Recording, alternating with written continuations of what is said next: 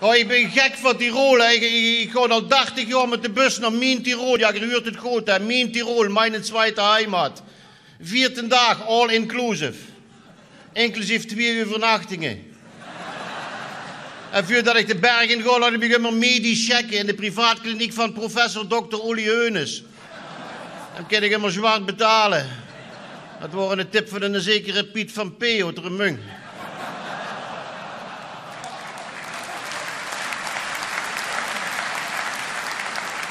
Zegt Uli Hubert, zette de check had uitgewezen, ze moesten een nieuwe heupen. Ik zeg, een nieuwe heupen, ik heb nog geen geld voor een nieuwe winterbang. Ik zeg, Uli, hoe erg is het eigenlijk met die heup van mij? Je zet de code rood. Ik zeg, code rood. Ja, zette mensen een hond was geweest, zouden we die rustig laten inslopen.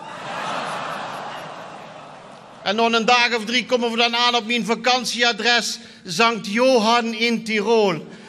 Al 30 jaar op dezelfde bouwenhoofd. Gasthoofd zo alte zo. Immer vrij. Ja, de zet is er van afgevallen.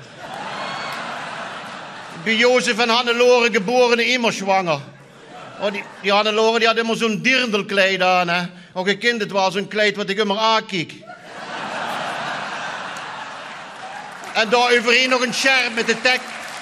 En daar overheen nog een scherm met de tekst. Wir sind Spitze. Ja, die Hannelore die deed alles om aan geld te komen. Dat is een echte zakenvrouw, hè. Smorgensgasten, smiddensgasten, 's avonds weergasten. Manslu, om te relaxen. Dat leep gesmeerd.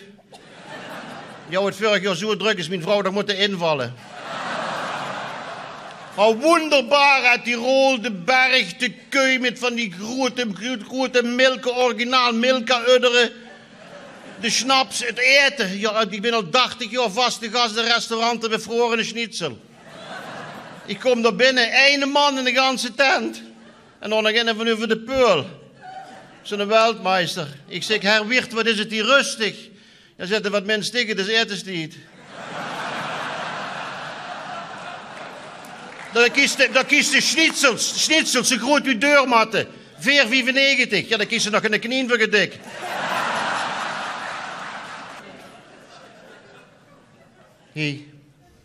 Hij met een trouwe wanderkameraad. Al 80 jaar. 1972.